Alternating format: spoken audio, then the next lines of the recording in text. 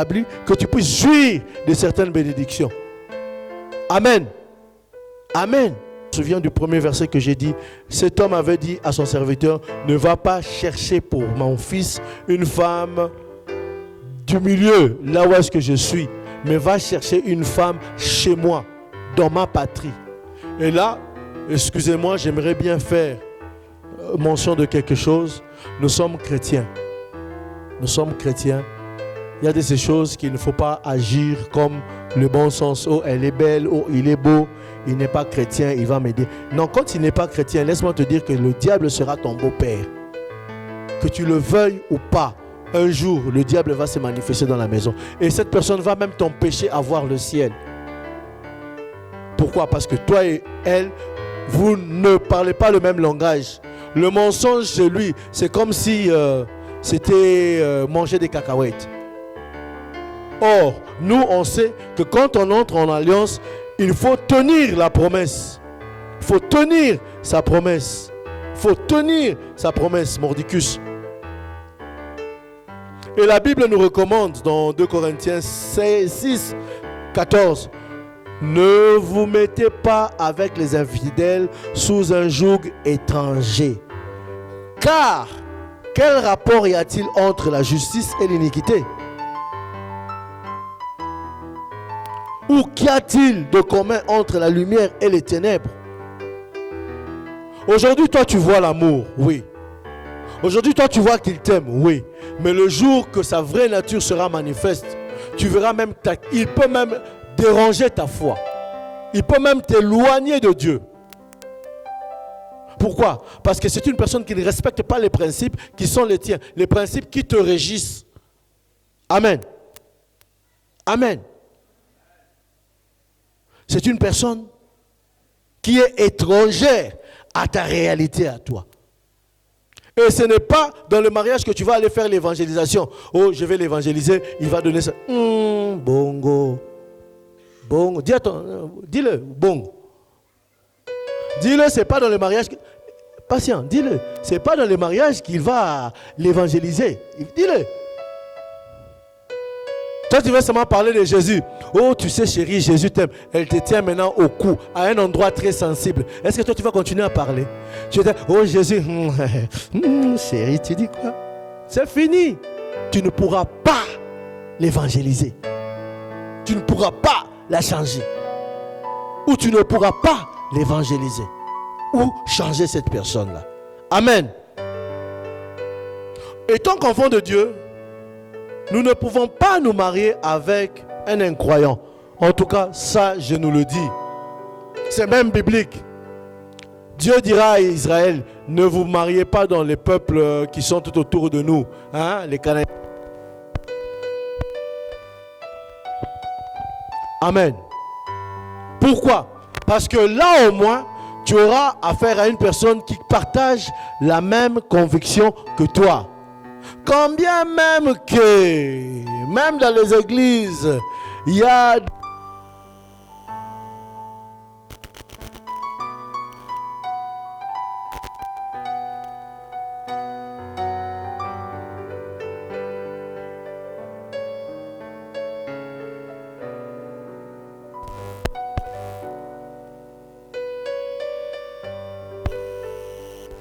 vous voyez Mbinguni descendre, que en tout cas, non, pas nécessairement. Amen. Pas nécessairement. Pas nécessairement. Je reviens sur ça. En tant qu'enfant de Dieu, nous ne pouvons pas nous marier avec un incroyant ou une incroyante. Non. Jésus a dit que ses brebis sont fruits loin de l'étranger. Les brebis de Christ vont loin des étrangers. Mais toi, pourquoi tu vas aller vers l'étranger? Il va te changer. Il va te dénaturaliser.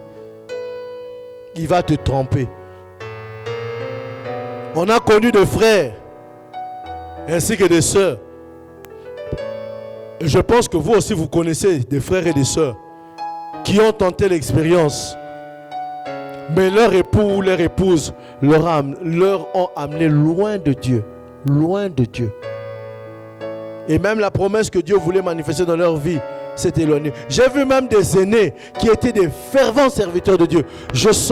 On sentait que cet homme-là était appelé à vivre ces choses et que Dieu allait le bénir dans son ministère. Mais à cause d'une chérie, il y a chérie. Dites un peu, chérie. Hein? Les hommes, chérie. À cause de la chérie, les frères est devenu Thierry. Donc, je nous dis la vérité. Je nous dis la vérité. Prenons l'exemple du frère Samson. Hein? Le frère Samson. Il a perdu ses yeux. À cause de qui? Chérie. Il est devenu qui? Je ne dis pas papa Thierry, vous allez chercher les problèmes. Non, hein. Ok? Ce sont des vérités banales, mais qui sont réelles. N'est-ce pas, Nonette? Hein? Saluez Nonette, saluez ma fille qui est derrière. Est-ce que vous pouvez la saluer, s'il vous plaît? Merci. Je nous dis la vérité. Être né de nouveau implique bien plus que de se rendre à l'église tout le dimanche. Ce n'est pas parce qu'il vient à toutes les rencontres de toutes les réunions de l'église que cette personne est née de nouveau. Non. C'est une transformation profonde du caractère qui se manifeste par des fruits. Et c'est en particulier au niveau des caractères. Si tu veux voir que vraiment cette personne est un bon chrétien, regarde-le en fonction de ses caractères. Je vous plains, vous qui n'avez pas suivi ces enseignements-là qu'on avait parlé des différences de caractère. Mais si vous voyez nos amis de la technique là-bas, ils peuvent vous le donner. Patient, je t'ai donné ça. Hein? Tu as suivi. Hein? C'était comment? Intéressant. Hein? Ok. Francine, Faustine, tu as suivi aussi la différence de caractère. Hein? C'était comment? Ok. On ne reconnaît pas que c'est un frère parce qu'il vient à l'église. Bongo. Ou une bonne soeur parce qu'il vient à l'église. Bongo. Ici, beaucoup de gens font... S'il faut faire des aventures ou des séries pour montrer à la télévision, on doit venir ici à l'église. Parce qu'il y a des grands acteurs et des grandes actrices ici à l'église. Plus que les acteurs ou les actrices de Hollywood ou de Nollywood. Ils sont ici. Comédiens. Comédienne. Toi, tu crois que c'est une bonne soeur? Bon, ça, je passe. Donc, il est bon de bien réfléchir avant de dire oui ou non. Parce que l'engagement que tu prendras ce jour-là t'engagera pour la vie. C'est une promesse que tu fais à une personne qui t'engage pour la vie. À part les promesses dans l'alliance, je suis en train de nous détailler les éléments qui sont liés à l'alliance. Je parle de la promesse. Je parle de stipulations. Vous connaissez les stipulations? Bon, les stipulations, c'est quoi? Ce sont des clauses ou des conditions énoncées dans un contrat. Hein? Donc, je stipule que pour ça, il faut que. Ok? Ce sont des précisions qu'on donne. Elles sont énoncées comme des conditions. Donc, je veux te faire savoir que quand je fais ça avec toi, donc je vais m'en tenir à ceci ou à cela. Si on lit 2 Samuel 3, 13, la parole de Dieu nous dit ceci. Il répondit, bien, je conclurai une alliance avec toi, mais je te demande une chose, c'est que tu ne vois pas ma face, à moins que tu ne m'amènes d'abord Milka, la fille de Saül, en venant auprès de moi. Là, c'est David, quand le général de Saül était venu chercher à entrer en alliance avec lui. Il dira à cette personne, non, je ne peux pas entrer en alliance avec toi tel quel. Avant que je sois en alliance avec toi, il faut d'abord que tu me ramènes ma femme, celle que Saül m'avait donnée. Si vous connaissez bien cet épisode, David avait tué Goliath et le père le roi Saül lui avait donné Milka comme femme, c'était la promesse. Mais quand David a eu des conflits avec son beau-père avait pris sa fille qu'il avait donnée à David et il est allé marier sa fille à un autre de ses serviteurs. Et maintenant, quand il est mort et que le général venait pour traiter alliance avec David, David lui dira, moi avant de traiter alliance avec toi, il faudrait que tu me ramènes d'abord Milka, qui est ma femme, qu'elle vienne. Si je la vois venir en ce moment-là, moi je peux faire alliance avec toi. J'ai fait une alliance avec mon épouse, particulièrement moi. Et je ne veux pas convoiter d'autres femmes, c'est ce que je lui ai dit. Alors il m'arrive de trouver une femme belle. Il m'arrive de voir qu'il y a une belle femme en face de moi, sans pour autant la convoiter. Mais des fois aussi, tu peux voir une fille, tu dis,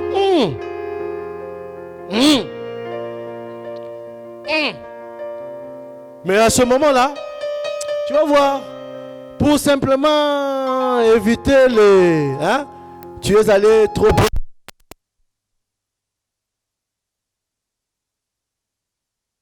Nous sommes des hommes, hein. Tu vois, tu vois, je prends mon téléphone. Chérie, ici je suis... Comment tu vas? Je vais bien? Mais en tout cas, je te dis, ici, ce que je suis en train de voir, c'est compliqué. Hein. Tu vas voir quand il va seulement me dire quelque chose, j'entends simplement sa voix.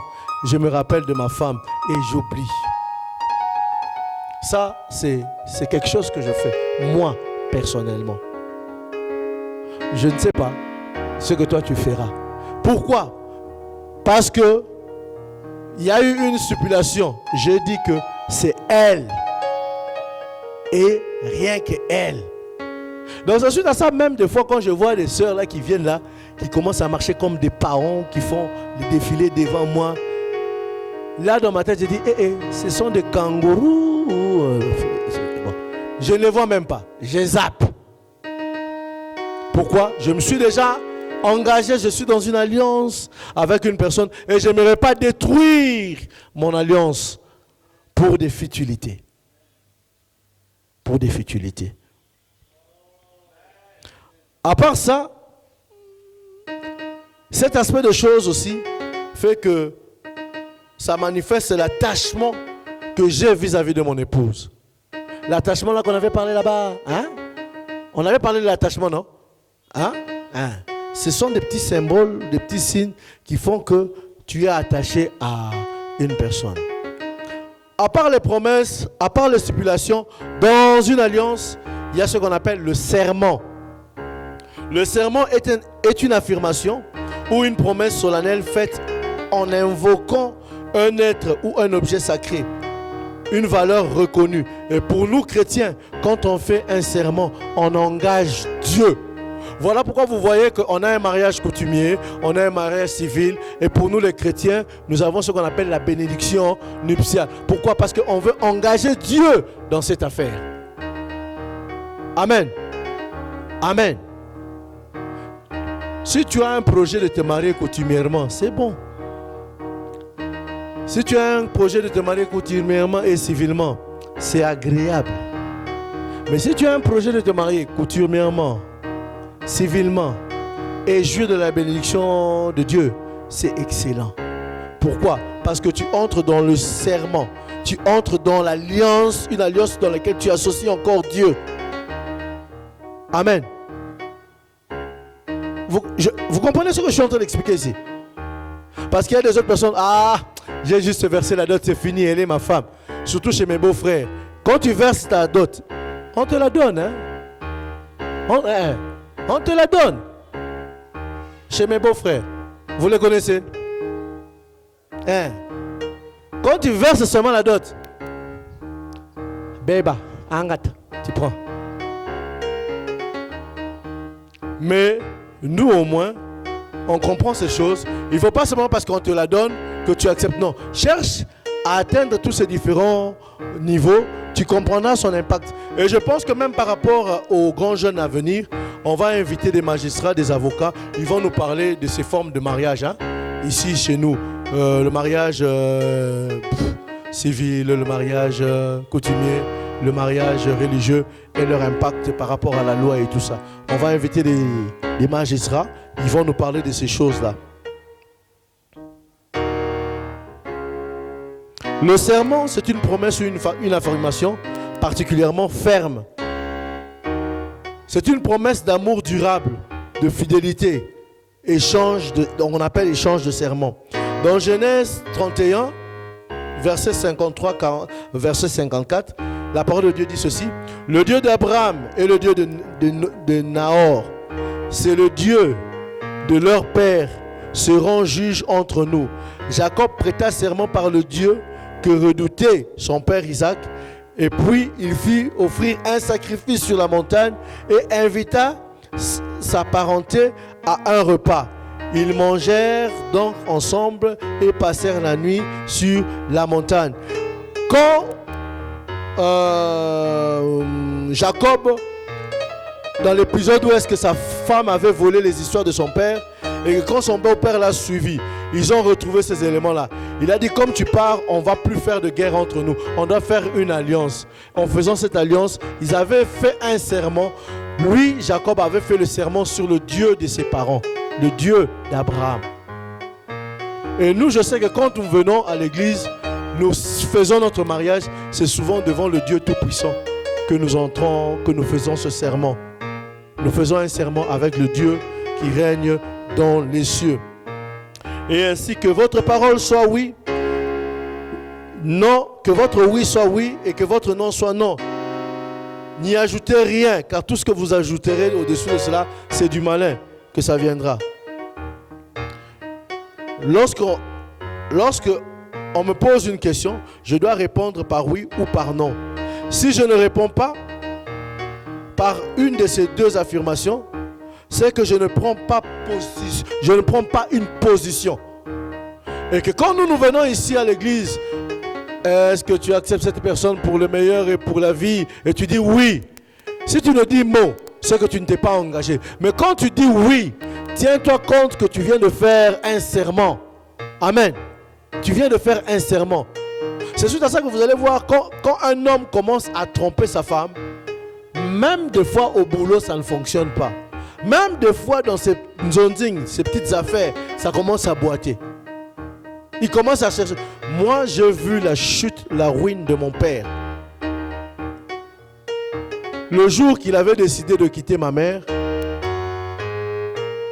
j'ai vu cet homme dégringoler comme un caillou dans une rivière. Il avait tout perdu, tout perdu. Et maintenant, il a simplement les choses qu'il survit avec. Si c'est 5 parcelles, 6 parcelles, il a ses petits locataires. Mais les entreprises, les fermes, les avions qu'il avait, les bateaux, finis, partis, perdus. Pourquoi? Parce qu'il avait rompu une alliance. Et c'est suite à ça, moi, ça m'a servi de leçon. Je me dis, même si ça chauffe à la maison, je dois chercher la paix avec ma femme. Pourquoi? Parce que j'ai compris la valeur du mariage. Et comme je nous ai dit tantôt ici, quand on se marie, ce n'est pas pour goûter. Et mungu et coquille, pile et coquille. Comment on dit ça en swahili? C'est comme si tu veux goûter si il y a de la bonne saveur dans cette nourriture. Non, on ne goûte pas. C'est un plat qui se mange tel qu'on le présente devant nous.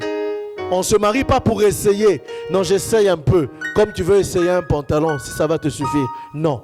C'est suite à ça que quand on prend une décision de nous marier, papa, frère, mets-toi vraiment, comme la Bible dit, quand tu fais un projet, assis-toi d'abord, étudie ce projet. Est-ce que vraiment, aujourd'hui, elle est là, elle rayonne comme le soleil. Peut-être dans 30 ans, elle ne sera plus comme cela, elle sera comme ceci. Est-ce que je vais toujours? Vous comprenez? Parce que nous les hommes, nous sommes par moments des farceurs. Quand elle est belle là, elle resplendit. Là, ouais, tu as vu ma femme, hein? Tu as vu ma femme, hein? Mais quand elle te donne un enfant, 2 enfants, 3 enfants, elle devient Michelin. Vous comprenez Michelin, hein? Là, maintenant, pour marcher avec elle, tu es peut-être à 100 pas devant elle. Tu avances vite. Tu ne veux même pas qu'elle approche de toi. Et si tu es serviteur de Dieu, la majorité, qu'est-ce qu'ils font? Oh, ils cherchent une femme du ministère. Quand on l'invite quelque part pour aller prêcher, ils cherchent une sœur là-bas. Non, bien-aimé, on est en train de rompre une alliance. Et ce que nous sommes en train de faire, tu ne sais pas quelles sont les conséquences. Ça va peser lourd dans ta vie. Ça va peser lourd dans ta vie.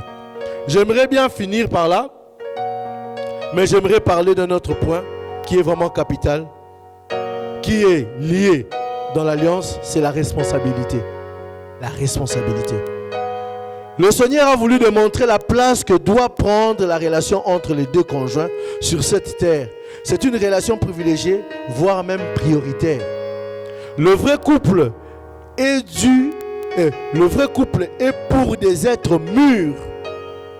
Le couple, c'est pour les personnes qui sont matures, qui se détachent des atmosphères paternelles, maternelles et tout ce qui s'ensuit, qui n'ont plus besoin de l'assistance continuelle des parents.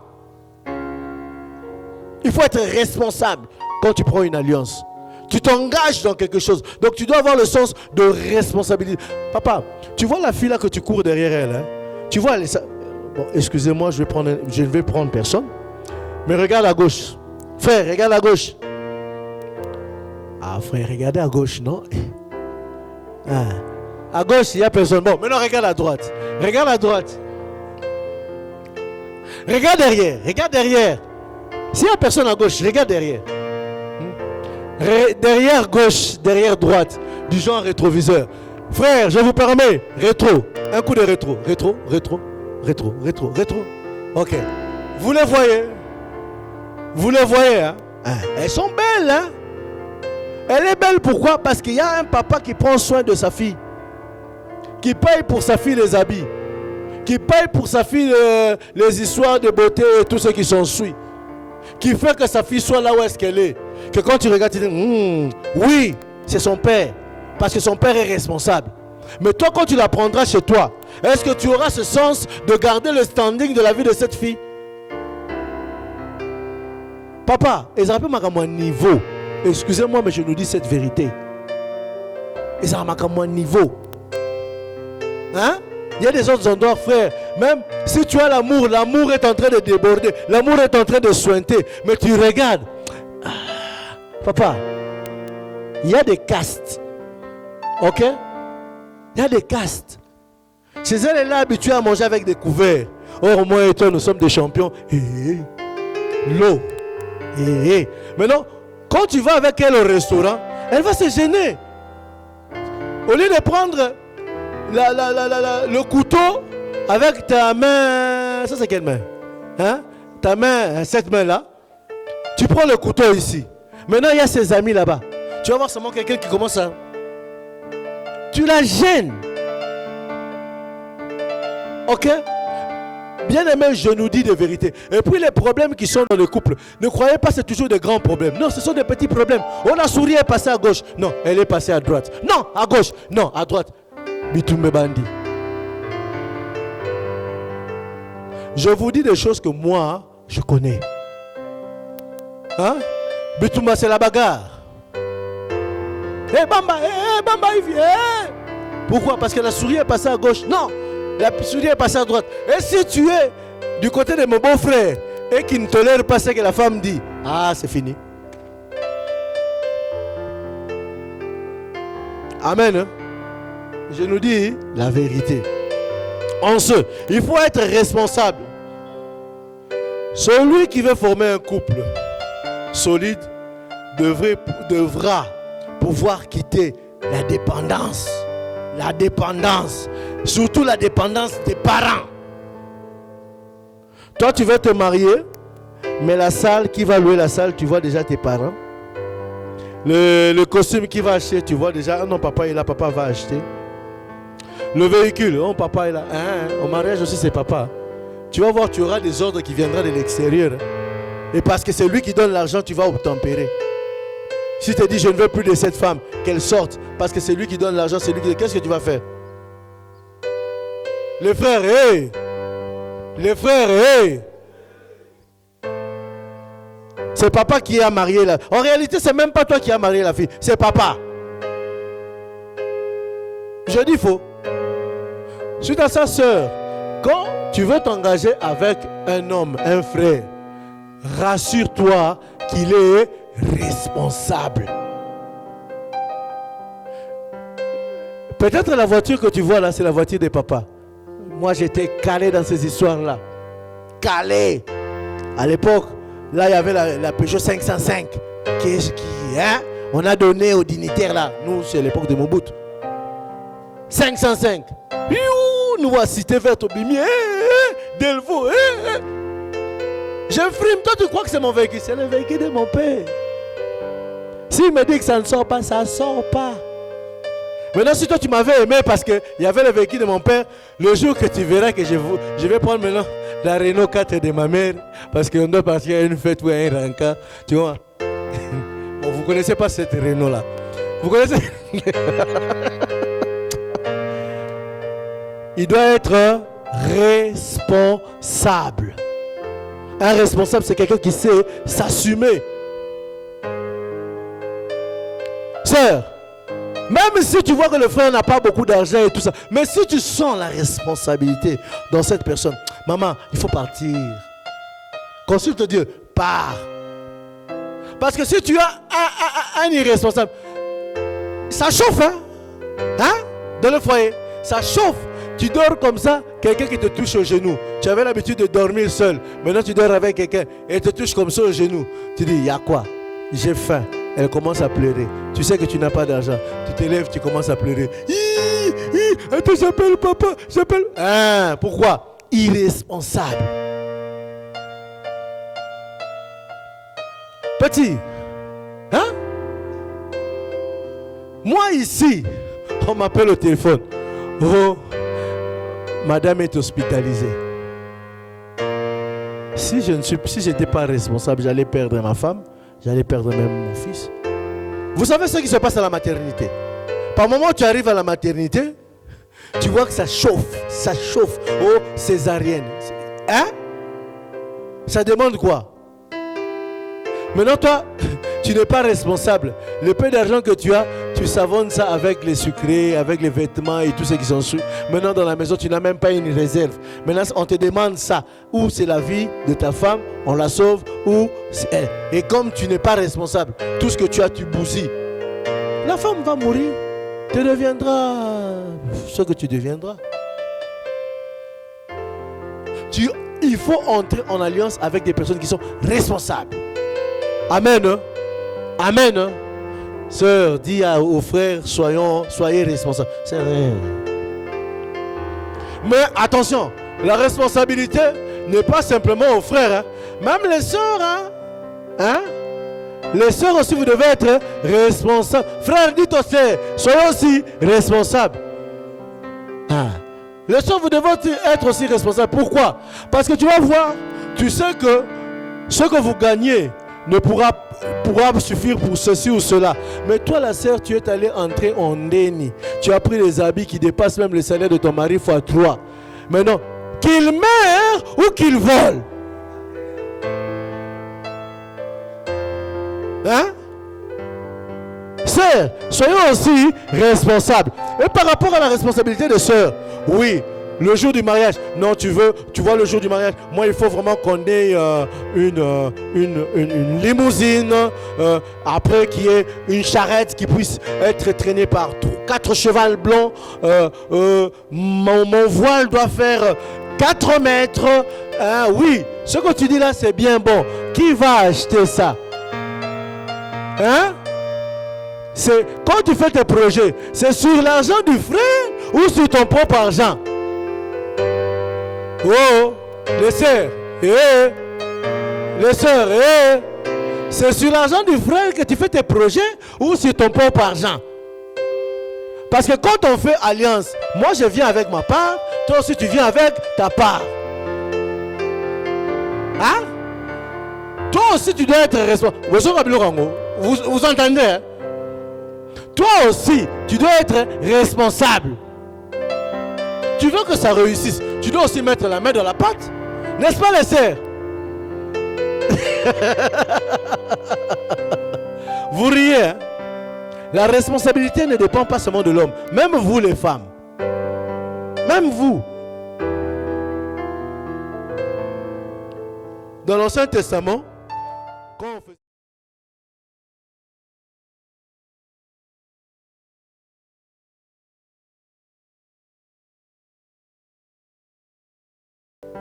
Bénis toutes les mains qui vont mettre quelque chose au panier. Et bénis celui qui va faire un geste, Seigneur. Car ce ministère en a besoin. Nous laissons tout entre tes saintes mains. Car tu es le Dieu de notre salut. Nous laissons la deuxième partie à ta grâce. Dans le nom puissant de Jésus, t'envoie ainsi prier. Amen. Amen. Amen. Hein? J'aimerais, pendant que les paniers vont passer, est-ce qu'il y a d'abord des questions? Il y a des questions? Oui. S'il y a des questions, les personnes qui ont des questions, vous allez... Je vais prendre d'abord 3 questions. On va essayer de répondre. Ah. Bon, on passe aux questions. Oui, frère. Shalom. Shalom. Sorry. Ici, quand on te donne le micro, tu te présentes. Ok. Allons-y. Je me nomme Adrien Keza. Est-ce que le frère Adrien peut se lever? Bogard. Laissez. Bogard. Oui. Célibataire, sans situation fixe ou projet en attente? Non, déjà fiancé. Projet en attente? Fiancé? Fiancé. Projet, non? Non, fiancé déjà. Ok, c'est bon. Hey, fermez les yeux. Ne regardez plus. Allons-y. Ça, c'est une surprise pour moi puisque je n'avais pas encore prévu de questions. Voilà qu'il y a une question qui me vient déjà. Vous avez dit tout à l'heure qu'il n'est pas bon qu'on puisse se marier entre chrétiens et non chrétiens. Quelque part dans la Bible, il est écrit que s'il y a un chrétien qui veut se marier à un non-chrétien, qu'il le fasse pour la conversion de l'autre. Alors, j'aimerais un peu vous poser la question. Où est-ce que vous pouvez un peu nous amener avec ces versets et les versets que je viens de dire? Peut-être tu n'as pas bien lu ce verset. Le verset dit...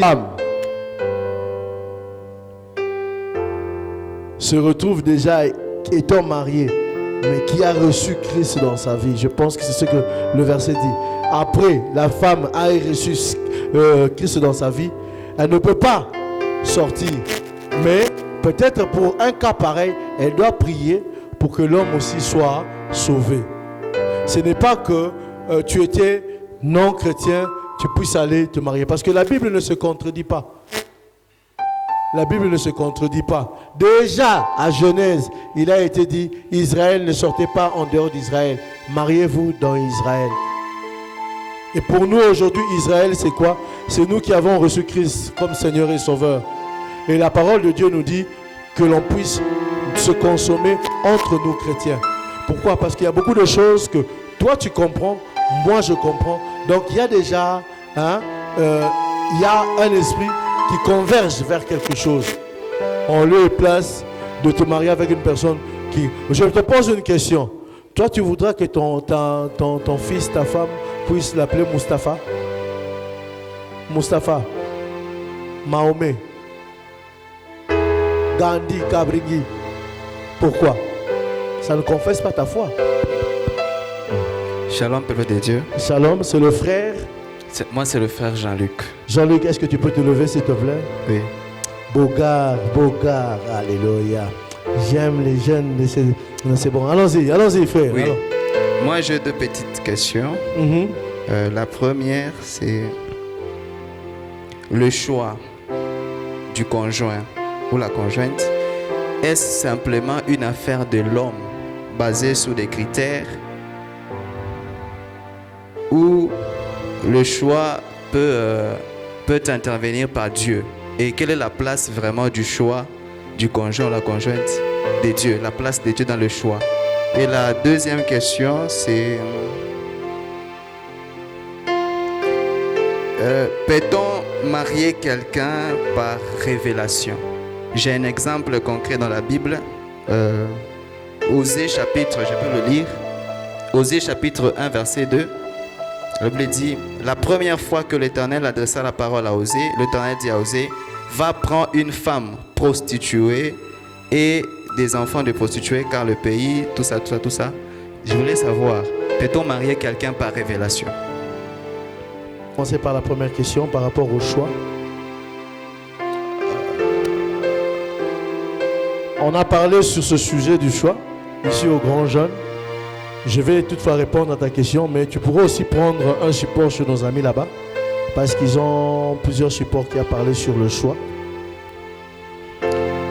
Le choix, tu as voulu savoir si c'était question de l'homme et de la femme, n'est-ce pas?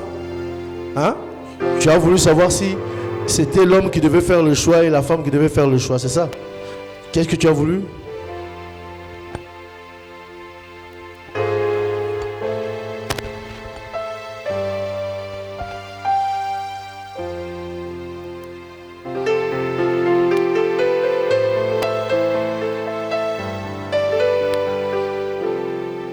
J'aimerais savoir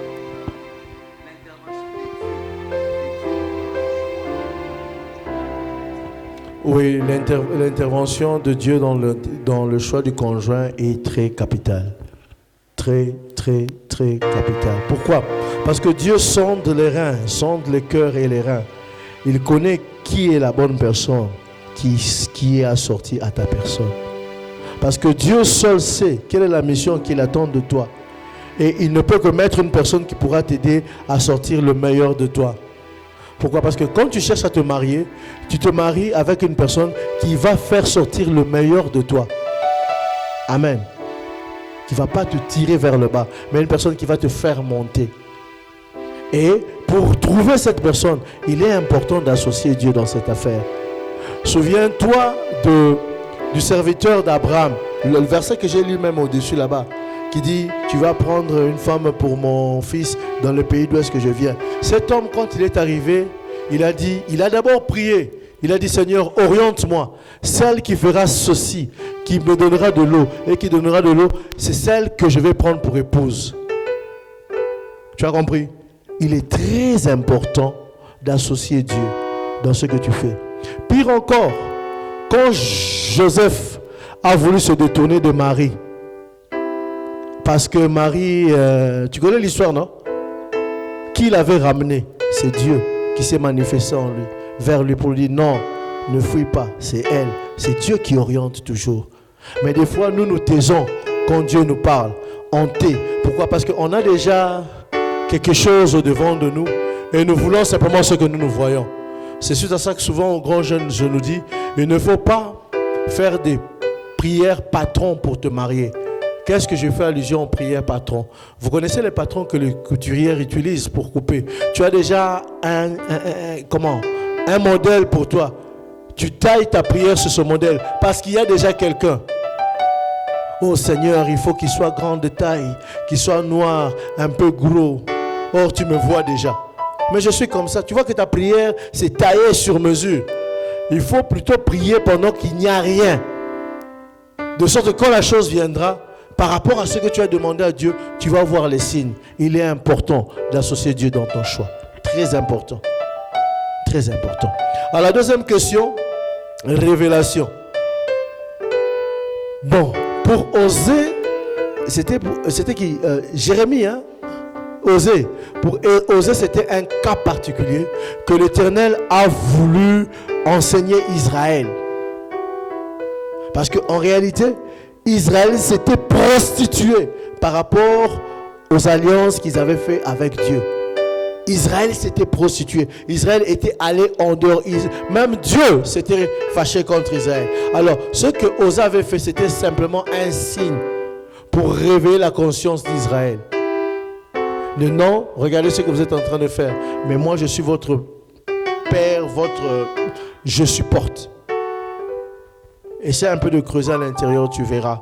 Mais ce n'est pas que il faut nous marier par révélation. Là, si tu suis encore la source, c'est Dieu qui lui a dit. Et il a obtempéré. Bon, moi je peux aussi te dire, tu peux avoir une révélation. Et c'est ce que j'ai dit aux gens. Si tu as une révélation, il faut que l'autre aussi puisse avoir cette révélation. Amen. Dieu s'est montré à Marie pour la parler de l'histoire de Jésus. Quand Joseph a voulu tourner le dos, Dieu s'est révélé à Il lui a parlé de la même chose. Alors ils ont compris que c'était qui? C'était Dieu. Souviens-toi encore du père de Samson. Dieu s'est révélé à sa mère. Il y aura ça, il y aura ça. L'ange de l'Éternel, elle est partie. Elle est venue, elle a dit à son mari. L'ange de l'Éternel aussi s'est révélé à son mari. Si c'est par révélation, Dieu va te parler, Dieu va parler aussi à la sœur. Amen. Hein? Je pense que c'est bon. Le jour qu'on la retrouvera, c'est alors qu'on dira, je trouvais ma moitié, je trouvais la personne que Dieu m'a prédestinée. Maintenant, ma question, est-ce on fait un choix ou on trouve son conjoint ou sa conjointe, en fait, son partenaire? Merci pour l'exposé et la question. Mais l'histoire là que tu as relatée au commencement, en tout cas quand je prends Genèse, j'arrive jusqu'à l'Apocalypse, je n'ai pas une histoire pareille. Non. Non, non, et je réponds. Je réponds. Parce que nous ici, nous prenons notre base dans la Bible. Notre base ici, aux grands jeunes, c'est la Bible. Nous prenons ce que la Bible nous dit.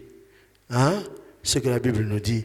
Et ce qui me réjouit, c'est que quand tu lis dans le livre de Genèse, tu verras un épisode, je m'en passe. L'homme a été envoyé à nommer les animaux. Mais bizarrement, en lisant ce texte, je pense Genèse 2 ou Genèse 3, quelque part, il dira que je n'ai pas trouvé un être qui me soit assorti. Donc, en réalité, la mission qui était donnée à l'homme, c'était de chercher une personne avec qui il devait être. Mais tout ce que lui, il a vu, il a donné des noms qui n'étaient pas femmes. Jusque quand Dieu l'avait fait dormir et il va envoyer vers cette personne, Ève. Et il déclarera le grand poème que nous tous nous connaissons. Voici cette fois-ci l'os de mes os, la chair de ma chair. Moi, je pense que c'est une responsabilité qui t'est donnée à toi de t'identifier à une autre personne. Mais cette responsabilité, tu ne dois pas la faire seule. Tu dois la faire avec Dieu. Parce que Dieu connaît qui est-ce que tu es réellement et dans quoi est-ce qu'il veut t'amener. Tu comprends ça? Dieu connaît qui tu es réellement et dans quoi il veut t'embarquer. Si tu te laisses guider par Dieu, tu es sauvé. Mais si tu fais les choses à ta manière, tu vas te marier. Mais avec qui? Un singe? Un lion? Une vipère? Tu connais la vipère, qu'est-ce qu'elle fait? Quand tu viens, elle te pique.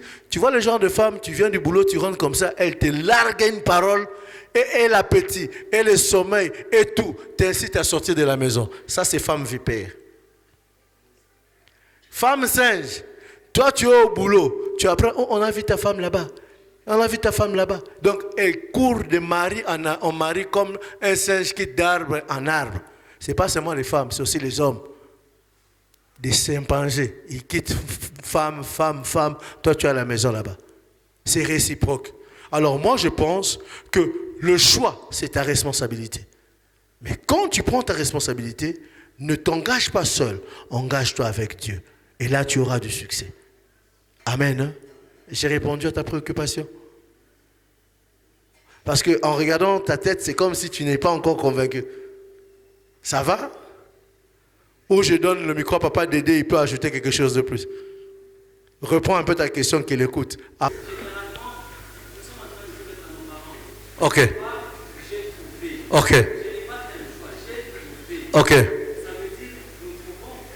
Oh non, avant de trouver, tu as fait un choix. Avant de trouver, tu as fait un choix. Et c'est ce choix-là qui, quand tu veux t'engager, tu amènes cette responsabilité, t'implique de présenter ton choix à tes parents. Oui, moi de la femme. C'est quand on commence à tendre vers la fin que les questions commencent à venir. Allons-y, dernière question. Bonsoir tout le monde, moi c'est Déodate. Oui, Voilà. madame. Je suis chrétienne. On ne sait jamais. D'accord. Au fait, j'ai une question qui m'est venue juste là, quand les frères posaient. Et par rapport aussi à votre réponse, vous avez dit que c'est l'homme qui cherche, hein, si j'ai bien compris. Il cherche, mais il doit aussi associer Dieu dans son choix. Ok. Maintenant, ça se fait que lorsque nous, on est là, on est face à plusieurs personnes qui nous trouvent. Alors, comment nous, on doit réagir par rapport à ça, ou comment savoir avoir les discernements et connaître c'est qui réellement celui que Dieu veut pour moi. C'est pas parce que la personne vient te demander la main que c'est la bonne personne. Quitte à toi aussi de faire des enquêtes.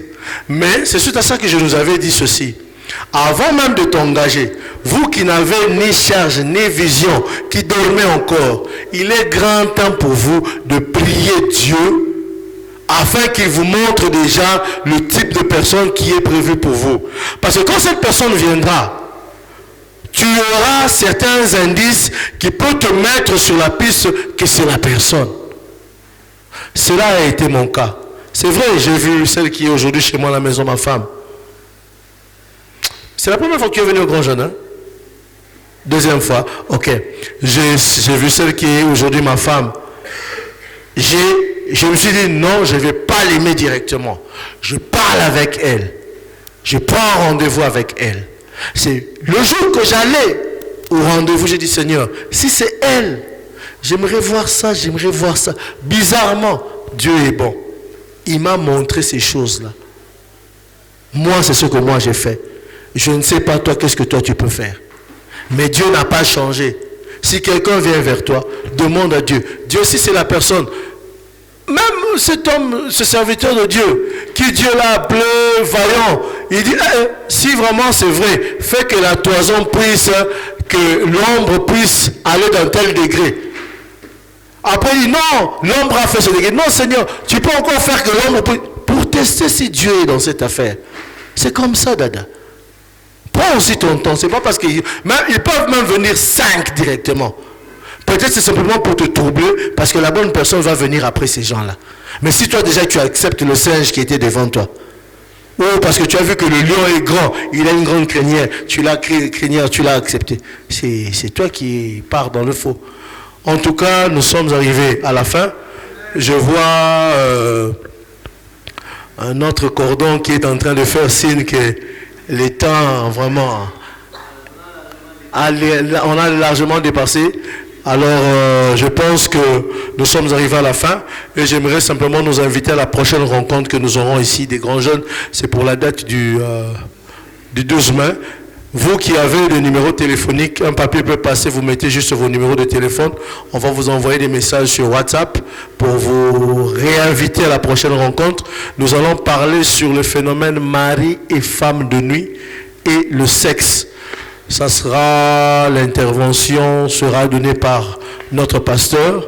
C'est lui qui va parler avec nous, sauf imprévu. C'est lui qui doit parler avec nous à la prochaine rencontre. Et je sais que nous serons richement bénis. Je nous dis cela pour qu'on puisse aussi prendre le temps pour prier par rapport à ça. Et ainsi dit, nous sommes arrivés à la fin. Je vais demander à Papa Dédé d'approcher. Il va prier pour nous et qu'on puisse partir avec la bénédiction du Seigneur. On déclare, tu nous recommandes de rendre grâce en toutes choses. Nous te disons merci. Merci pour cette réunion. Merci pour ta présence. Amen. Nous étions réunis ici, plus de 2 personnes. Nous croyons que tu étais avec nous. Amen. Et quand tu es là, tu viens avec ta grâce. Tu viens avec ta paix. Tu nous apportes la joie. Père, merci. Tu nous as parlé. Tu nous as parlé du mariage.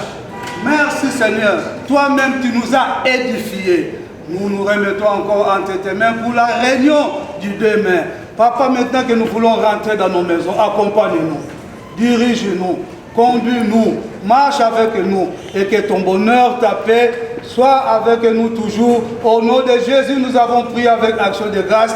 Amen.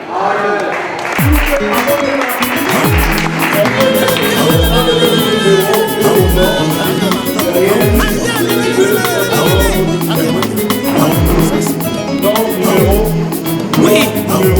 Nous sommes de ceux qui croient à la mort et à la résurrection de Jésus-Christ. Bien-aimé, tango tozo yemba, azali susu na kundate, azana bomoi. Ebongo nanya yebisi yo ete, likambo yezo tungisa yo, solution nango kozwe epai na Nzambe te. Bien-aimé, bakosa yo te. Parfois le changement dans la vie s'annonce par des échecs apparents. Likambo yozomona, solution nango eza epai na Nzambe. Nzambe aza kaka moko. Baoyo batikali baza bikeko. Yesu nde akopesa solution na problème na yo. Yembe longo na ngai.